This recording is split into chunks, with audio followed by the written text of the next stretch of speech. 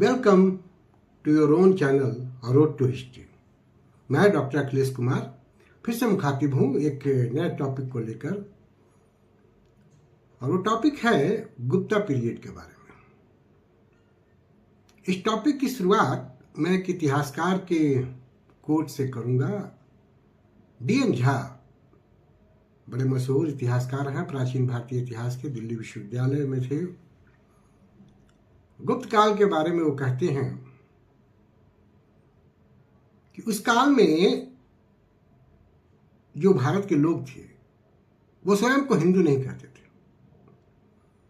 इसलिए गुप्त काल को हिंदू पुनर्जागरण या हिंदू नवजागरण का पीरियड कहना युक्त नहीं है। अब यहां दो बातों को समझना जरूरी है। पहला कि जब ब्रिटिश पीरियड में अंग्रेजों के द्वारा भारतीयों पर तरह तरह के आरोप लगाए जाने लगे कि हम असभ्य हैं, हमारे पास कोई सभ्यता नहीं थी, हमारा कोई इतिहास नहीं था, तो उस समय जो नेशनलिस्ट राइटर थे वो प्राचीन भारत के इतिहास को खंगालने की शुरुआत किए और गुप्त काल को दो रूपों में उन्होंने प्रस्तुत किया, एक स्वर्ण युग के रूप में और एक हिंदू पुनर्जागरण के रूप में। अब इन दोनों तथ्यों को हम यहां देखेंगे और उस पर चर्चा करेंगे। सबसे पहली बात कि इसमें कोई शक नहीं है कि गुप्त काल में पहली बार जो भी हिंदू देवी देवता हैं उनके मंदिरों का निर्माण हुआ, मूर्तियों का निर्माण हुआ और वैष्णव धर्म को पुनर्स्थापित किया गया। इसके पहले के जो भी राजा थे, चाहे वो चंद्रगुप्त मौर्य हो, बिंदुसार हो, अशोक हो, सबने अलग अलग पंथों को अपनाया था। चंद्रगुप्त मौर्य जैन धर्म को अपना लिया, बिंदुसार आजीवक को अपना लिया, बौद्ध धर्म को अशोक ने अपना लिया। तो वैष्णव धर्म कहीं ना कहीं राजा का जो प्रश्रय होता है उससे वंचित होती है। सर्वप्रथम गुप्त राजाओं ने ही वैष्णव धर्म को ज्यादा इंफेसाइज किया और इसकी महत्ता को विकसित किया। उनके क्वाइंस पर भी हम देखते हैं गरुड़ का निशान होता है। देवगढ़ में मंदिर बनवाए गए, हरिहर का कंसेप्ट आया, त्रिदेवता का कंसेप्ट आया, विष्णु को महत्ता दी गई, भगवान विष्णु को। तो जिस प्रकार पहले के राजा, खास करके अगर हम अशोक की बात करें, वो बौद्ध धर्म, बुद्ध को महत्ता देता था, जैसा कि माना जाता है कि 84,000 स्तूप उसने बनवाए थे। उनको प्रतिस्थापित करके वैष्णव धर्म, शैव धर्म को विकसित करने का काम गुप्त राजाओं ने किया। तो अगर हम वैष्णव धर्म के दृष्टिकोण से देखें, शैव धर्म के दृष्टिकोण से देखें, इवन सूर्य की पूजा भी होने लगी, प्रारंभ हुआ, तो ये सब कुछ गुप्त काल में ही हुआ है। फिर पुराणों को अंतिम रूप गुप्त काल में ही दिया गया। संस्कृत साहित्य जो कि माना जाता था कि वेदों के टाइम से ही, या वेद जो लिखे गए, तो संस्कृत एक भाषा के रूप में पुनः प्रतिस्थापित हुई गुप्त काल में। कालिदास जैसे महान कवि हुए जिन्होंने संस्कृत को महत्ता दी और बहुत सारे नाटक उन्होंने लिखे। साथ ही विज्ञान के क्षेत्र में भी बहुत ज्यादा विकास हुआ। आर्यभट्ट, बराहमिहिर जैसे खगोलवेत्ता, गणित के जानकार गुप्त काल में ही हुए। तो बहुत सारे पहलुओं को विकसित करने का काम गुप्त राजाओं के संरक्षण में उनके प्रोत्साहन से हुआ है। तो इन सारी चीजों को अगर हम देखें तो हम ये कह सकते हैं कि संस्कृत साहित्य, विज्ञान, फिर वैष्णव धर्म, शैव धर्म का विकास, भक्ति की परंपरा का विकास, ये सब कुछ गुप्त काल में होता है। तो एक नवजागरण की बात तो नजर आती है। अगर हम विज्ञान के टर्म में कहें या साहित्य, संस्कृत साहित्य के टर्म में कहें या वैष्णव और शैव धर्म के विकास के टर्म में कहें, तो पहले की तुलना में ये ज्यादा प्रगति के पथ पर थे और एक नवजागरण हमको नजर आता है या पुनर्जागरण हमको नजर आता है। गुप्त काल में सिक्कों पर विष्णु के विभिन्न प्रतीकों, शंख, चक्र, गदा, पद्म का मिलना भी इस बात को प्रमाणित करता है कि वैष्णव धर्म को प्रोत्साहित किया गया।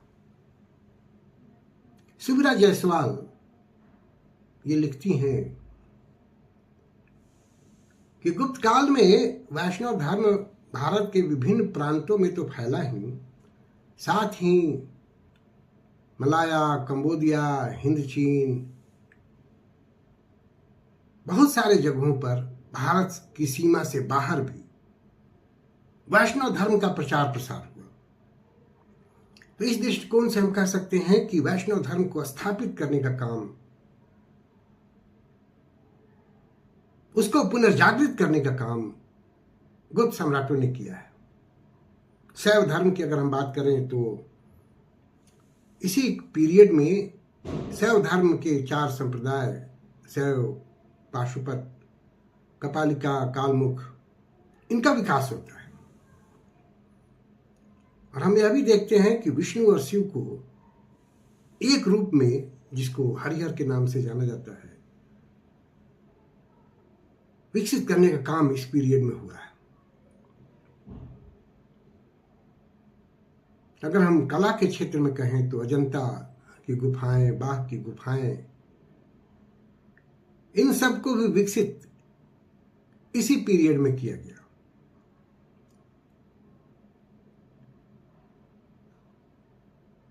मेहरौली का स्तंभ,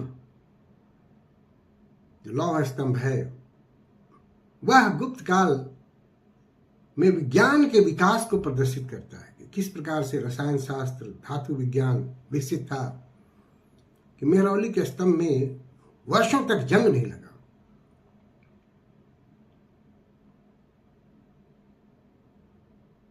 बराहमिहिर की जो रचनाएं हैं और आयुर्वेद पर भी रचनाएं इस काल में रची गई, मतलब आयुर्वेद का भी विकास इस पीरियड में हुआ है। तो इन सारे संदर्भों को अगर हम देखें तो हम ये कह सकते हैं कि एक नवजागरण की स्थिति है, एक पुनर्जागरण की स्थिति है।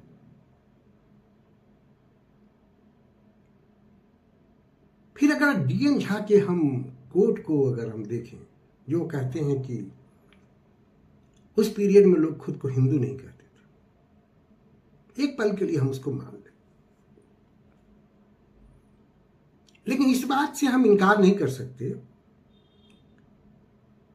कि गुप्त काल के पहले के राजाओं की तुलना में वैष्णव धर्म को, शैव धर्म को विकसित करने का काम, सूर्य की पूजा, और साथ ही साथ बौद्ध धर्म को भी ऐसा नहीं है कि नजरअंदाज किया गया। अजंता की गुफाओं का जो मुख्य चित्र है वो सब ज्यादा बौद्ध धर्म से जुड़े हुए। तो एक जो एसिमिलेशन की टेंडेंसी है, सबको साथ लेके चलने की टेंडेंसी, वो देखा गया। विज्ञान का विकास, संस्कृत साहित्य का विकास, तो एक नवजागरण की स्थिति है।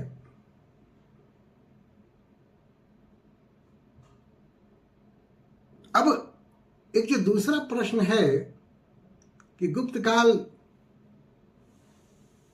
स्वर्ण युग था कि नहीं, तो इस पर बहुत सारी बातें हो सकती है, चर्चाएं हो सकती है। और जो लोग कहते हैं कि ये हिंदू पुनर्जागरण नहीं था, वो भी कुछ कुछ प्रमाण देते हैं। उनका कहना है कि जो मुख्य चित्रकारी है अजंता और की गुफाओं में गुप्त काल की, वो तो बौद्ध धर्म से जुड़ी हुई है, वो वैष्णव धर्म या शैव धर्म से जुड़ी हुई नहीं है। विज्ञान के विषय में कहते हैं कि आर्यभट्ट और बराह मिहिर के जो सिद्धांत थे वो पूर्णतः भारतीय नहीं थे। विद्वानों का कहना है कि जो बराह मिहिर के 5 सिद्धांत हैं, उसमें से एक सिद्धांत रोमन है और दूसरा पोलिश है, जो सिकंदरिया का जो एक विद्वान था पॉल, उससे ली गई। एक पल के लिए हम इसको मान लें, ली गई। 2 सिद्धांत बाहर से लिए गए, 3 तो इनके थे। और बाहर से भी अगर लिए गए तो गुप्त काल से पहले उन सिद्धांतों को क्यों नहीं लाया गया? एटलीस्ट बाहर से ही लाने का काम तो किया गया। और इससे एक बात और होती है कि हम कूप मंडूक नहीं थे। बाहर अगर कोई सिद्धांत विकसित हो रहा था तो हम इतने जागरूक थे कि हम उसको जानते थे, और वो अगर हमारे लिए है, हमारे लिए उपयोगिता उसकी है, तो हम उसको अपना रहे थे। तो कूप मंडुकता की स्थिति कम से कम नहीं थी, उसको अपनाया गया।